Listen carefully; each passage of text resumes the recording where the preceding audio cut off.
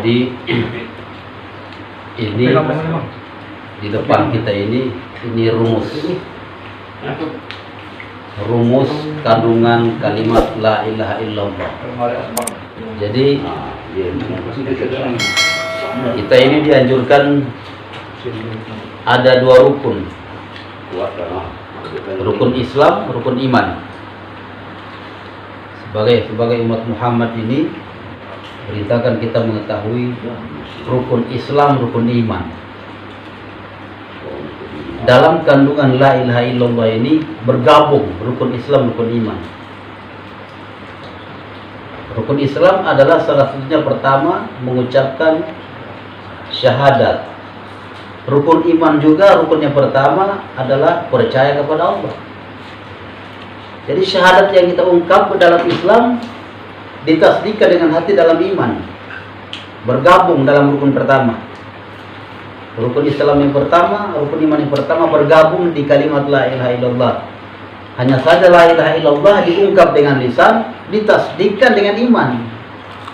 Ditasdikkan dengan hati. Itulah iman. Karena iman itu menyangkut dengan keyakinan hati. Iman menyangkut dengan keyakinan hati.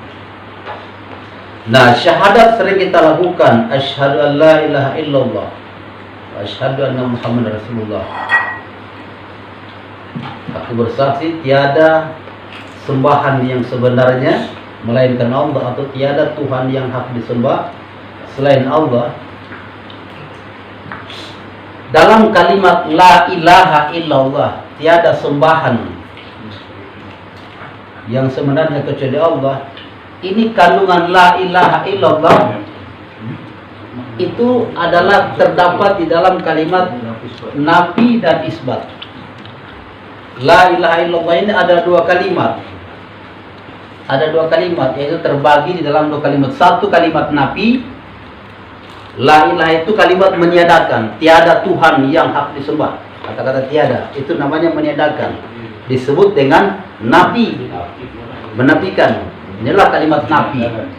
Di mana batas kalimat nafi? Di la ilaha. Itu batas kalimat nafi, meniadakan. Sedangkan illallah ini namanya isbat, menetapkan. Menetapkan. Jadi tiada sembahan yang sebenarnya kecuali yang ditetapkan sembahan sebenarnya hanyalah kepada Allah. Jadi dalam ungkapan sini disebut dengan tiada sembahan yang sebenarnya, tiada Tuhan yang hak disembah. Ungkapan tiada Tuhan, bagaimana Tuhan itu? Kadang orang tidak tahu itu Tuhan. Kita sering menyebut tiada Tuhan yang disembah. Kita mengatakan Tuhan yang disembah itu apa? Di sini disebut tiada sembahan yang sebenarnya selain Allah. Kalau kita lihat sembahan itu banyak. Matahari disembah orang, patung disembah orang, banyak sembahan itu. Sekarang kita katakan tidak ada sembahan kecuali Allah. Sementara Tuhan yang disembah banyak. Karena itu kita harus paham Tuhan yang dimaksud ini apa. Tiada Tuhan yang disembah selain Allah. Tuhan yang bagaimana? Nah, kalau sekedar Tuhan kita katakan tiada Tuhan yang disembah kecuali Allah, kita berbohong. Kalau kita tidak tahu makna Tuhan, harus kita paham makna Tuhan. Jadi kita bersaksi, sah syahadat kita asyhadu la ilaha illallah, harus paham ini. Siapa Tuhan itu? Orang banyak tidak tahu tuh Tuhan itu apa. Jadi mengatakan tiada Tuhan yang disembah kecuali Allah. Karena dia tidak tahu Tuhan, dia berbohong. Sementara Tuhan yang disembah banyak. Yang dijadikan orang Tuhan, Tuhan batal. Matahari dijadikan orang Tuhan. Ada sapi dijadikan mereka Tuhan. Seperti agama lain kan. Ada juga patung dijadikan mereka Tuhan. Tapi di sini dibilang tidak ada Tuhan kecuali Allah. Nah. Jadi apa yang dimaksud tidak ada Tuhan? Berarti Tuhan yang apa? Tuhan bagaimana yang dimaksud tidak ada itu? Bukan global tidak ada Tuhan. Yang dimaksud tidak ada Tuhan yang disembah kecuali Allah itu. Kita harus paham Tuhan ini apa. Jadi kandungan Tuhan jadi maksud, tidak ada Tuhan yang mengandung Tuhan yang sebenarnya kecuali Allah. Itulah Tuhan yang terdapat istighna. Bagaimana Tuhan itu yang tidak ada kecuali cuma Allah? Istighna'ul ilahi itu makna uluhiyah. Kita harus paham makna uluhiyah, artinya makna ketuhanan. Orang yang tidak paham makna ketuhanan, sifat Tuhan yang sebenarnya dia tidak paham, dia tidak bisa mengatakan tidak ada Tuhan kecuali Allah. Bohong dia. Jadi harus paham dulu, harus tahu dulu makna ketuhanan. Nah, pengertian ketuhanan itu apa? Pengertian ketuhanan adalah istighna'ul ilahi angkuli ma siwa. Terkaya Tuhan daripada tiap-tiap barang selainnya, dan berhajat semuanya kepada Tuhan.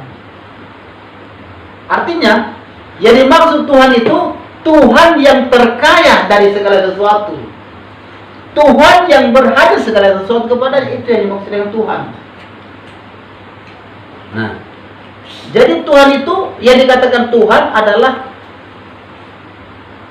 sembahan yang tidak memerlukan segala sesuatu, yang sudah terkaya. Artinya terkaya, tidak memerlukan segala sesuatu, maha lengkap, maha sempurna, pengertian terkaya, yang tidak memerlukan sesuatu lagi, tidak minta pertolongan dengan sesuatu, tidak bergantung kepada sesuatu, tidak duduk di sesuatu. Itu dinamakan dengan Tuhan. Kemudian yang kedua, iftikar, segala sesuatu berhajat kepadanya. Jadi yang dikatakan Tuhan itu tempat berhajat segala sesuatu, sedangkan dia tidak berhajat kepada sesuatu. Tuhan itu adalah tempat berhajat segala sesuatu, dan dia tidak berhajat kepada sesuatu. Itulah yang dimaksud dengan Tuhan yang tidak ada kepada Tuhan yang lain kecuali Allah. Nah, dari sekian Tuhan, sebanyak Tuhan itu banyak. Sekian Tuhan yang ada, tidak ada Tuhan yang begini. Nah, Tuhan-Tuhan yang lain masih dulu di atas langit, matahari, dituhankan, bukan Tuhan tapi dituhankan. Tapi Tuhan yang benar begini tidak ada yang disembah mereka. Tidak ada yang ada pada sembahan-sembahan mereka. Yang ada ilallah. Nah, itu namanya. Cuma Allah. Itulah pengertian tidak ada Tuhan. Kemana? Tidak ada. Tidak ada Tuhan yang begini ini kepada selain Allah. Dari sekian Tuhan yang disembah, dan itu tidak ada jenis uluhiyahnya. Tidak ada jenis ketuhanan yang model begini. Yang ada model begini, illallah, cuma Allah. Nah, jadi dalam kata-kata Nabi menyatakan, yang ditiadakan ini Tuhan yang sebenarnya, Tuhan yang sebenarnya ditiadakan kepada selain Allah.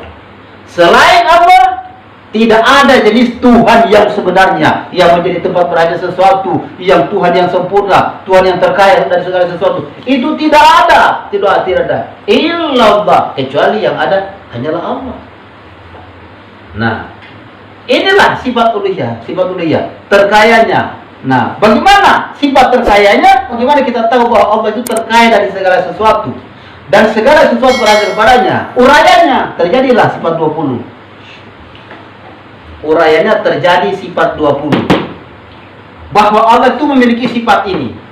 Sifat Allah, sifat Tuhan yang terkaya dari segala sesuatu. Sifat Tuhan yang menjadi tempat berhajat segala sesuatu. Dibagi oleh para ulama, dibahas yang wajib kita ketahui. Ada 20 sifat yang di kandungan ini. Kandungan la ilaha illallah ini adalah ini. Maksud daripada ini inilah. Terbahaslah sifat 20. Apa sifat 20 itu? Bahwa Allah wajib kita etikatkan, Allah itu memiliki sifat pertama wujud. Nah, wujud. Kemudian Allah itu bersifat qidam.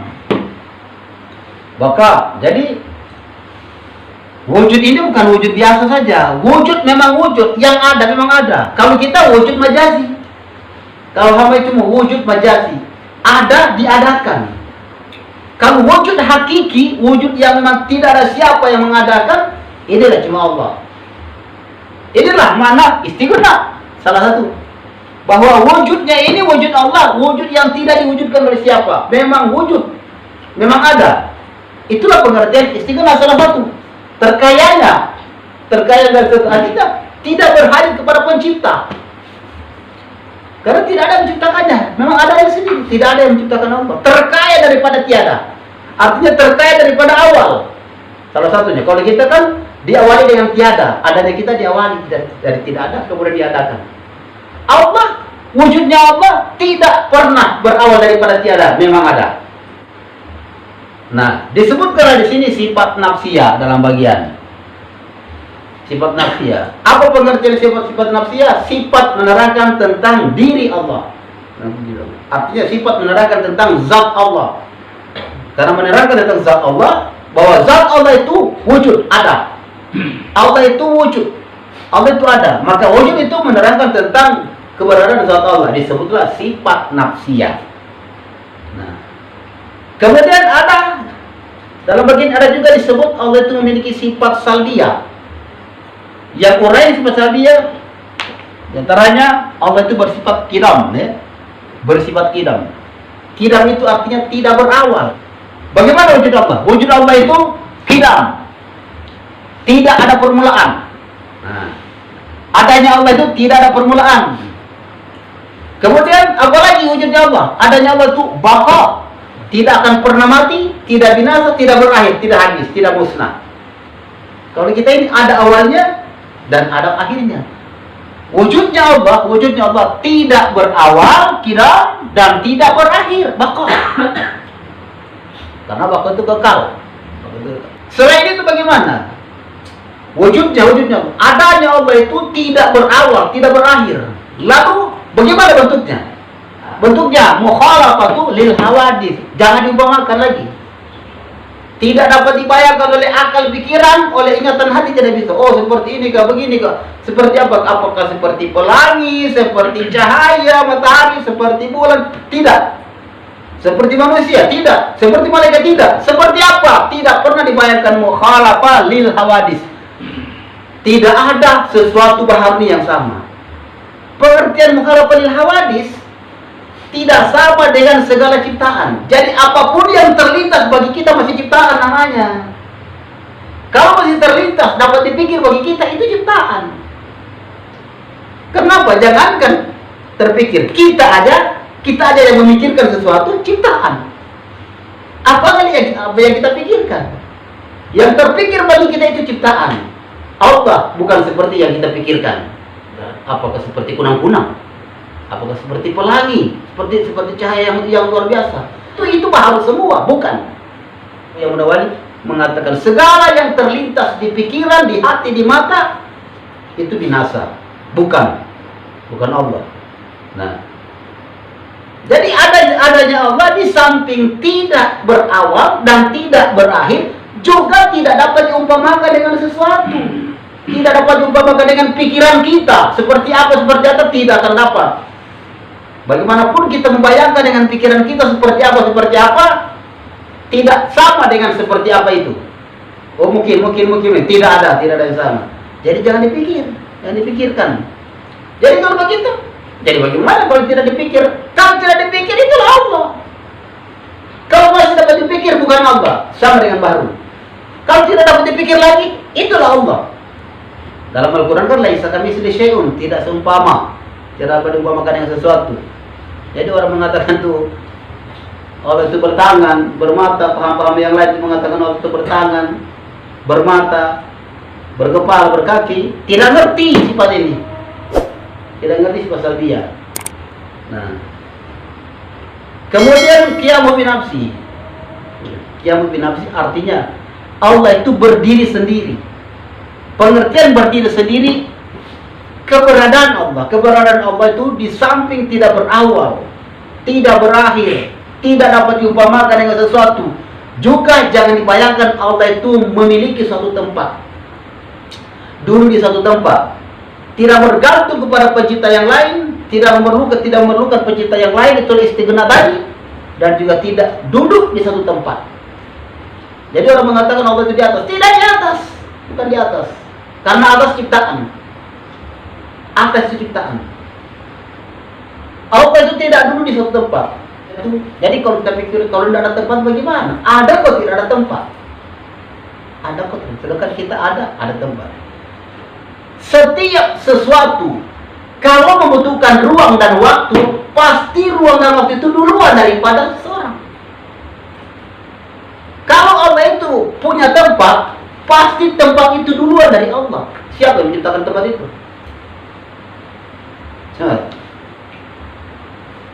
Kalau kita bilang, oh tempat itu ciptaan Allah, tempat itu ciptaan Allah.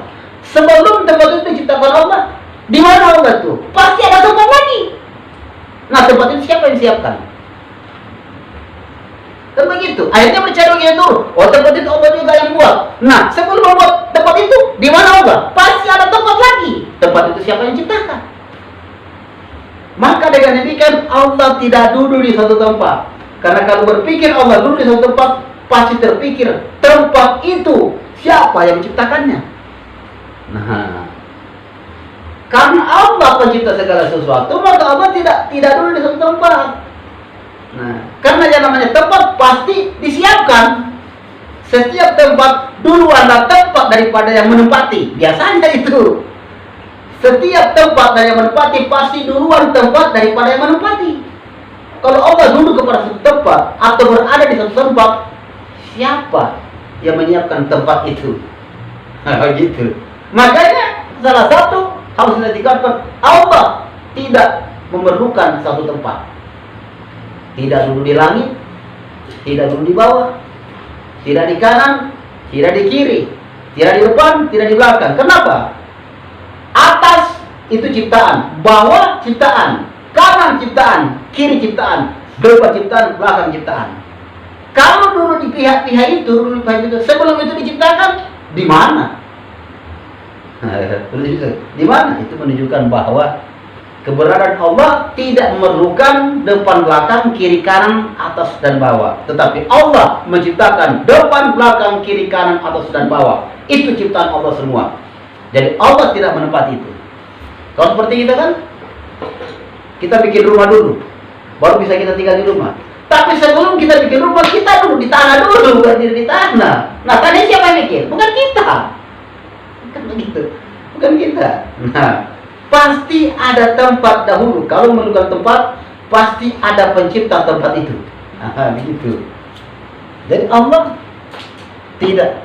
Salah satu harus kita dikatakan bahwa Allah itu bersifat qiyamuh bi nafsi. Artinya tidak pernah memerlukan satu tempat. Karena tempat itu adalah ciptaan. Namanya tempat ciptaan. Kalau Allah dulu satu tempat, pasti ada yang ciptakan tempat itu. Nah, gitu. Jadi Allah tidak memerlukan tempat, tidak perlu. Karena tempat itu adalah ciptaan Allah. Kalau tempat itu ciptaan Allah, berarti bukan pencipta dari tempat. Kalau begitu, sebelum tempat ada, Allah memang ada. Di mana? Tidak bertempat. Kalau itu tempat itu bukan tempat, bukan tempat Allah. Tempat itu adalah hak milik Allah, ciptaan Allah. Nah, begitu. Kemudian salbiyah lagi adalah wahdaniyah. Wahdaniyah itu esa. Esa itu sangat kuat. Jadi kekuatan di ilmu tauhid sifat 20 ini sangat kuat sekali. Sudah dibilang tidak berawal, sudah dibilang tidak berakhir, tidak dapat diumpamakan lagi, dan tidak bisa tempat lagi, dikatakan lagi tidak berbentuk. Wahdaniyah. Kita dari daging, kulit, tulang, darah, bulu dan lain sebagainya. Allah tidak berbentuk begitu. Wahdaniyah, Maha Tunggal, tidak berunsur dari sesuatu, dari ini jadi Tuhan.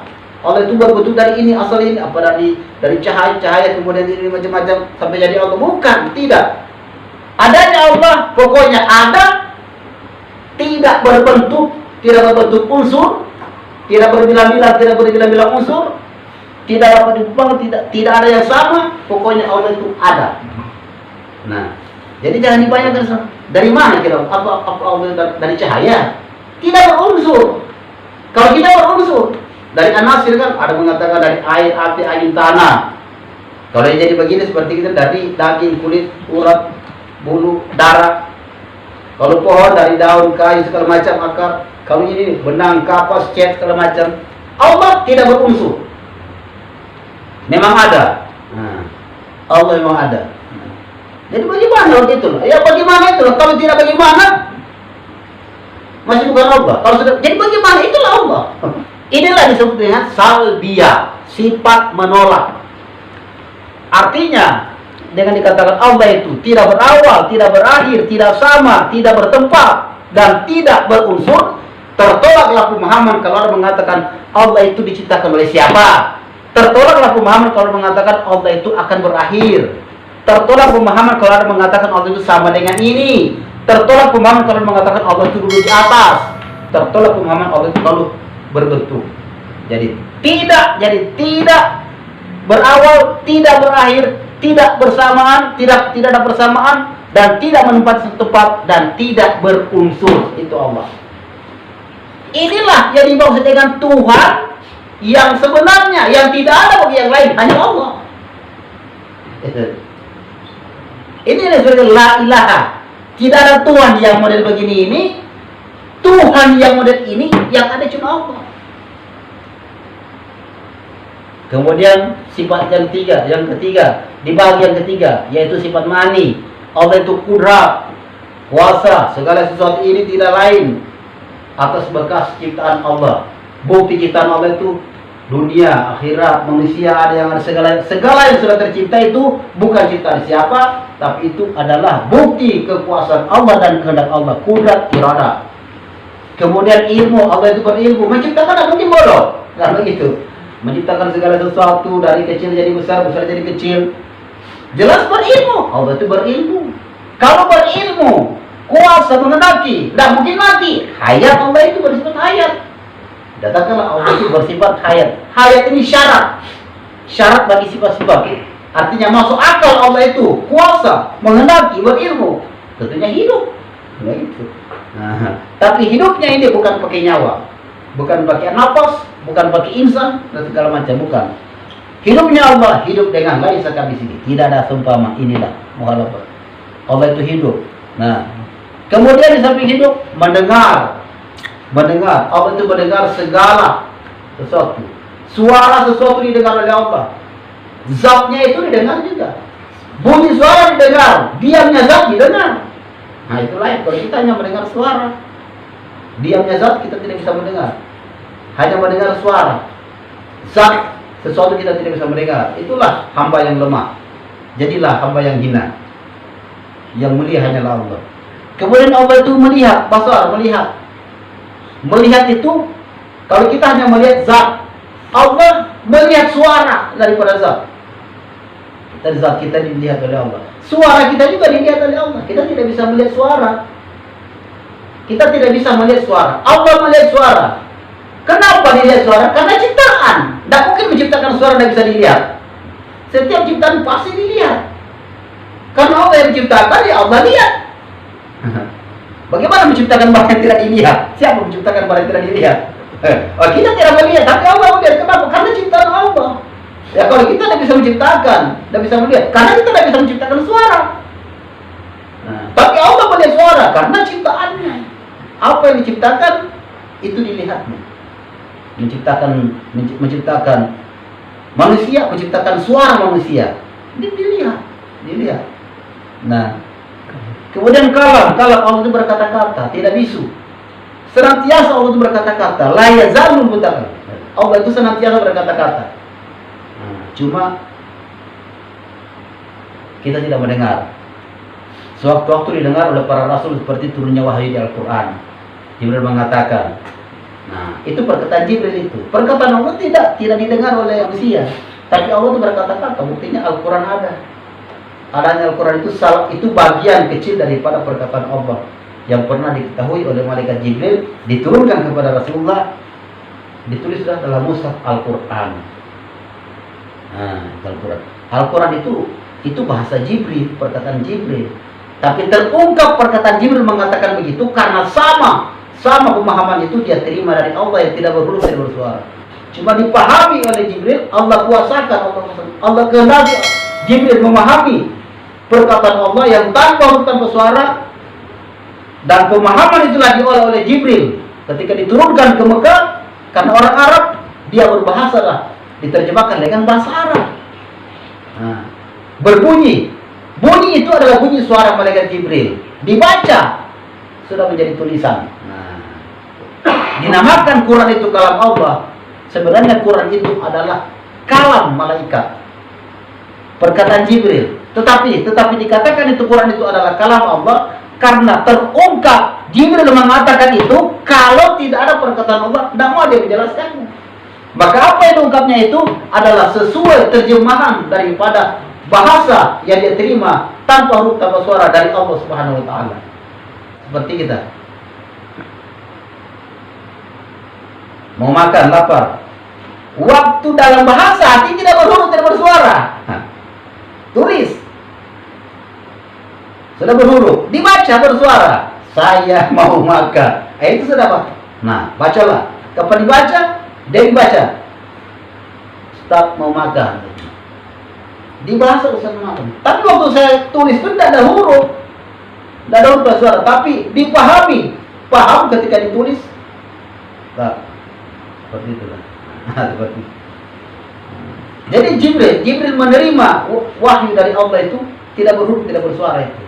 Tetapi dipahami langsung datang semua pemahaman Allah kehendaki pemahaman bahwa ini seperti mengatakan ya ayyuhalladzina amanu. Itu dia menerima satu ungkapan agar disuruhkan kepada orang Arab. Maka ketika itu dibahasakan yang pas bahasa ini kan orang Arab ya ayyuhalladzina amanu. Bahasa itu adalah terjemahan dari Jibril. Jadi Allah senang berkata. Dan bukan cuma di Quran itu, senantiasa Allah berkata-kata. Karena apa setiap bar yang terjadi Allah katakan kun fayakun, jadilah. Jadi segala sesuatu kejadian proses dari awal sampai berakhir itu senantiasa tuh seiring dengan kuasa Allah, kehendak Allah, ilmu Allah, perkataan Allah itu. Sampai tidak lepas. Nah inilah Allah disebut dengan sifat ma'ani. Nah, yang keempat sifat ma'nawiyah. Sifat ma'nawiyah ini sama dengan ini. Nama aja ini. Sifat namanya.